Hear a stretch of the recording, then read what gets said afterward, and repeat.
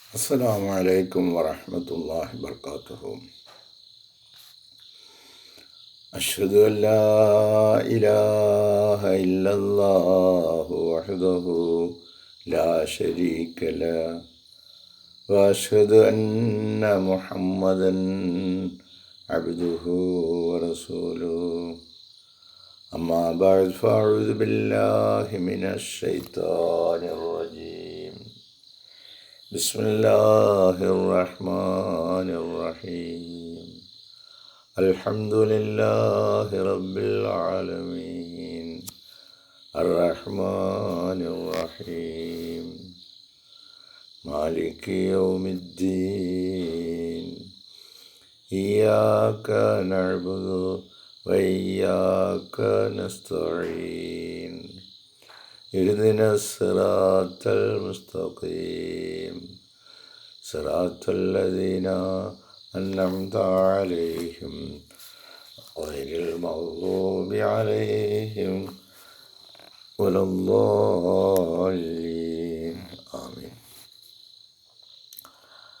പ്രിയമുള്ള സഹോദരങ്ങളെ, നമ്മുടെ പ്രിയങ്കരായ ഇമാം ഹസ്രത്ത് ഖലീഫത്തുള്ള മുനീർ അഹമ്മദ് അസീം അയ്യദഹുല്ലാഹു തആല ബിൻ നസീർ അസീസ് 2025 ഡിസംബർ 19 ഒരു പ്രഭാഷണം ചെയ്യുകയുണ്ടായി. അത് മനുഷ്യനിലുള്ള വളരെ വലിയ ഒരു ദോഷവശത്തെ ചൂണ്ടിക്കാണിക്കുകയും അത് ഇല്ലായ്മ ചെയ്യുന്നതിനായി അശ്രാന്തം പരിശ്രമിക്കേണ്ടതിൻ്റെ ആവശ്യകതയും ചൂണ്ടിക്കാണിക്കുന്നു.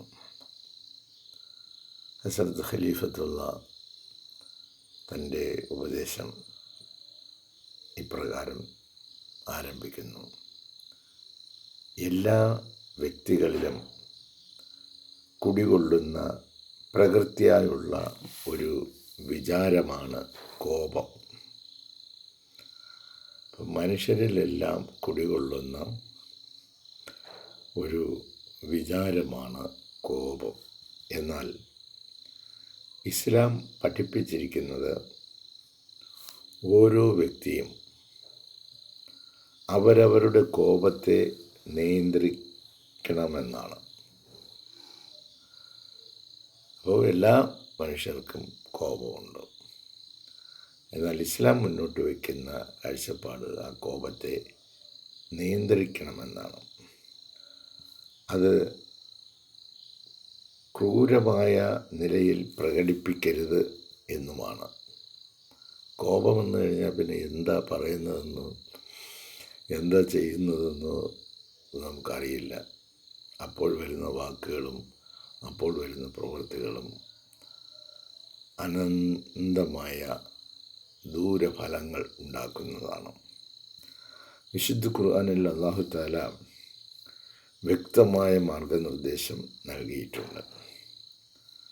പരിശുദ്ധ പ്രവാചകൻ മുഹമ്മദ് മുസ്തഫ സല്ലല്ലാഹു അലൈഹി വസല്ലമ തൻ്റേതായ നിലയിൽ അതിന് മാതൃക കാണിച്ചിട്ടും ഉണ്ട്. എങ്ങനെയാണ് ഒരു മുസ്ലിം ക്ഷമയോടെ, മൃദുലതയോടെ, അച്ചടക്കത്തോടെ ജീവിക്കേണ്ടതെന്ന് മാതൃക കാണിച്ച് തന്നിട്ടുമുണ്ട്. കോപം ഒരു വിഷമാണ്. അത് കുടുംബ ബന്ധങ്ങളെ തകർത്തെറിയുന്നു. ഭർത്താവിന് ദേഷ്യം, ഭാര്യയ്ക്ക് ദേഷ്യം, മക്കൾക്ക് ദേഷ്യം. ദേഷ്യം വരുമ്പോൾ വായി വരുന്നത് പറയും, എടുത്തെറിയും, അടിക്കും, എന്തും ചെയ്യും. അപ്പം കുടുംബ ബന്ധത്തെ തകർത്തെറിയുന്ന ഒരു മാരകമായ വിഷമാണ് ഈ കോപം. വൈവാഹിക ബന്ധങ്ങൾ വിച്ഛേദിക്കപ്പെടുന്നു.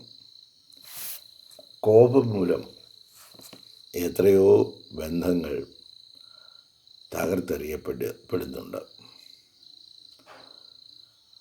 സാമൂഹ്യ ബന്ധങ്ങളിൽ അസന്തുലിതാവസ്ഥ സൃഷ്ടിക്കുന്നു.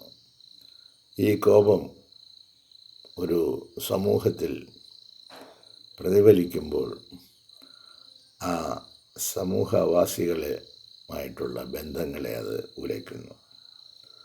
ആരാണോ കോപത്തെ മേലധികാരിയാക്കുന്നത് അവന് അള്ളാഹുവിൻ്റെ അനുഗ്രഹങ്ങൾ നഷ്ടമാകുന്നു.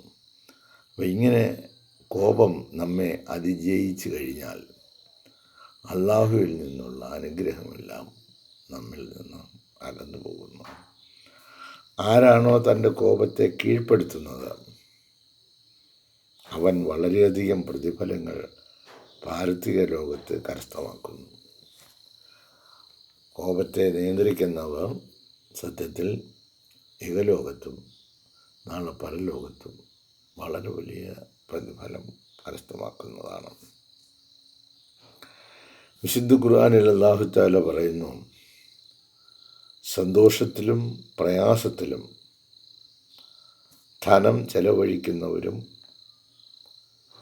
കോപം നിയന്ത്രിക്കുന്നവരും ജനങ്ങളോട് വിട്ടുവീഴ്ച ചെയ്യുന്നവരുമാണവർ. ഇത്തരം സൽക്കർമ്മകാരികളെ അല്ലാഹു ഇഷ്ടപ്പെടുന്നു. സൂറ ആൽ ഇമ്രാനിലെ 135 വചനമാണ്. സന്തോഷത്തിലും മനുഷ്യൻ്റെ ജീവിതത്തിൽ സന്തോഷങ്ങൾ തീർച്ചയായിട്ടും ഉണ്ടാകും. അതുപോലെ പ്രയാസങ്ങളും ഉണ്ടാകും. എന്നാൽ സന്തോഷാവസരങ്ങളിലും പ്രയാസാവസരങ്ങളിലും ധനം അള്ളാഹുവിൻ്റെ വഴിയിൽ ചെലവഴിക്കുക. അള്ളാഹുവിൻ്റെ വഴിയിൽ ചെലവഴിക്കുക എന്ന് പറയുമ്പോൾ നമുക്കായി ചെലവഴിക്കുമ്പോഴും നമ്മൾ അള്ളാഹുവിന് സ്തുതികൾ പറഞ്ഞുകൊണ്ട് നമ്മൾ അത് ചെലവഴിക്കേണ്ടതാണ്. നമ്മുടെ ഭാര്യയ്ക്കും മക്കൾക്കും ഒക്കെ കൊടുക്കുമ്പോഴും അതുപോലെ ബന്ധുസ്വന്തങ്ങളിലുള്ളവർക്ക്, കൂട്ടുകാർക്ക്, അന്യരായ ആളുകൾക്ക്, അങ്ങനെ പ്രയാസം ഉണ്ടാകുന്ന സമയത്തും ബുദ്ധിമുട്ടുള്ള സമയത്തും നമ്മുടെ ബുദ്ധിമുട്ടുകളെ സഹിച്ചുകൊണ്ടും ധനം ചെലവഴിക്കും. കാരണം ഇത് ചെയ്യുന്നത് കൊണ്ട് വളരെ വലിയ പ്രതിഫലം അള്ളാഹുവിൽ നിന്ന് ലഭിക്കുന്നതാണ് എന്ന തിരിച്ചറിവാണ് അങ്ങനെ ചെയ്യുന്നത്. അതാണ് വിശുദ്ധ ഖുർആൻ പറയുന്നത്, സന്തോഷത്തിലും പ്രയാസത്തിലും ധനം ചെലവഴിക്കുന്നവരും കോപം നിയന്ത്രിക്കുന്നവരും. അപ്പോൾ നമുക്കിഷ്ടപ്പെടാത്ത കാര്യങ്ങളെല്ലാം ആളുകൾ ചെയ്തുകൊണ്ടിരിക്കും, പറഞ്ഞുകൊണ്ടിരിക്കും. പക്ഷേ ആ ഇഷ്ടപ്പെടാത്ത വാക്കുകൾ കേൾക്കുമ്പോൾ നമുക്കുണ്ടാകുന്ന അനിഷ്ടങ്ങൾ അത് നാം അതിനെ നിയന്ത്രിക്കണം. ജനങ്ങളോട് വിട്ടുവീഴ്ച ചെയ്യുന്നവരുമാണവർ. നമ്മോട് അന്യായമായി മോശമായി നിലയിൽ അവർ വർത്തിച്ചാലും നമ്മൾ അവരോട് വിട്ടുവീഴ്ച കാണിക്കുകയും ചെയ്യുമ്പോൾ ഇത്തരത്തിലുള്ള സൽക്കർമ്മകാരികളെ അള്ളാഹു ഇഷ്ടപ്പെടുന്നുണ്ട്. ഇങ്ങനെ ചെയ്യുന്നവരെ അള്ളാഹു വിശേഷിപ്പിക്കുന്നത് അവർ സൽക്കർമ്മകാരികളാണ്. അതുകൊണ്ടാണ് അവർക്കത് അപ്രകാരം ചെയ്യാൻ കഴിയുന്നത്. ഈ വചനം നമുക്ക് മനസ്സിലാക്കി തരുന്ന പാഠം, കോപത്തെ നിയന്ത്രിക്കുന്നത് ധാർമ്മികതയുടെ അടയാളമാണ് എന്നാണ്. ആരാണോ മാപ്പ് ചെയ്യുന്നത് അവൻ അള്ളാഹുവിൻ്റെ സ്നേഹം പിടിച്ചു പറ്റുന്നു. അപ്പം മാപ്പ് ചെയ്യുക എന്ന് പറയുന്നത് നമുക്കിഷ്ടമില്ലാത്ത ഒരു വാക്കും പ്രവൃത്തിയും വരുമ്പോഴാണ് നമുക്ക് കോപം വരുന്നത്. അപ്പോൾ നമുക്കിഷ്ടമില്ലാത്ത വാക്ക് നമ്മളെ രണ്ടുത്തരി പറഞ്ഞു, അല്ലെങ്കിൽ നമ്മൾ പറയുന്നത് കേൾക്കുന്നില്ല, അനുസരിക്കുന്നില്ല. അപ്പോൾ നമുക്കുണ്ടാകുന്ന ആ കോപത്തെ നമ്മൾ നിയന്ത്രിക്കുകയും എന്നിട്ട് കോപഹേതുകമായ പ്രവൃത്തി ചെയ്ത ആളിന് മാപ്പ് ചെയ്യുകയും ചെയ്യുന്നത് അവൻ അങ്ങനെ ചെയ്യുമ്പോൾ അവൻ അള്ളാഹുവിൻ്റെ സ്നേഹം പിടിച്ചു പറ്റുന്നു. ഇതൊരു വലിയ പ്രശ്നമാണ്. ഇത്തരത്തിൽ നമുക്ക് അത് കഴിയണമെങ്കിൽ അതിന് പ്രത്യേകമായ ഈ ഒരു മാനസിക നില, എനിക്കെൻ്റെ റബ്ബുണ്ട്, ആ റബ്ബിൻ്റെ സ്നേഹം പിടിച്ചു പറ്റുന്നതിന് വേണ്ടി എൻ്റെ ഭാര്യ, എൻ്റെ മക്കൾ, എൻ്റെ ബന്ധങ്ങൾ, എൻ്റെ സ്വന്തങ്ങൾ, എൻ്റെ സമൂഹം എന്നോട് അന്യായമായി മോശമായി പെരുമാറുമ്പോൾ അവർക്ക് ചെയ്യുന്ന പ്രവൃത്തികൾക്ക് അവർക്ക് മാപ്പ് ചെയ്യുകയും എന്നിട്ട് അവരോട് കരുണയോടെ ദയയോടെ വർത്തിക്കുകയും ചെയ്യാൻ കഴിയുന്നവർ അള്ളാഹുവിൻ്റെ പ്രീതി കാക്ഷിച്ചുകൊണ്ടേ അത് ചെയ്യാൻ പറ്റും. അല്ലെങ്കിൽ അത്തരം ഒരു പ്രവൃത്തി നമുക്ക് ചെയ്യാൻ പറ്റില്ല. അപ്പോൾ അങ്ങനെ അള്ളാഹുവിൻ്റെ പ്രീതി കരസ്ഥമാക്കുന്നതിനായിട്ട് നാം അപ്രകാരം പ്രവർത്തിക്കേണ്ടതാണ്.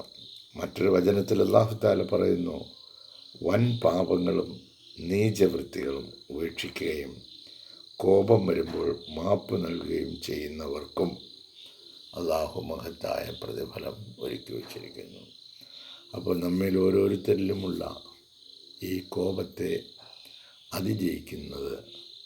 അതിജയിക്കേണ്ടത് അള്ളാഹുവിൻ്റെ പ്രീതി കാക്ഷിച്ചുകൊണ്ടായിരിക്കണം. അള്ളാഹുവിൻ്റെ പ്രീതി കാക്ഷിച്ചുകൊണ്ട് മാത്രമേ ഇത്തരത്തിലുള്ള നിയന്ത്രണം നമ്മളിലേക്ക് കടന്നു വരികയുള്ളൂ. അപ്രകാരമുള്ള അള്ളാഹുവിലുള്ള വിശ്വാസവും അവൻ്റെ പ്രീതി കരസ്ഥമാക്കണമെന്നുള്ള ഇച്ഛയും നമ്മളിലില്ല എങ്കിൽ നമുക്കൊരിക്കലും അത് സാധിക്കുകയില്ല.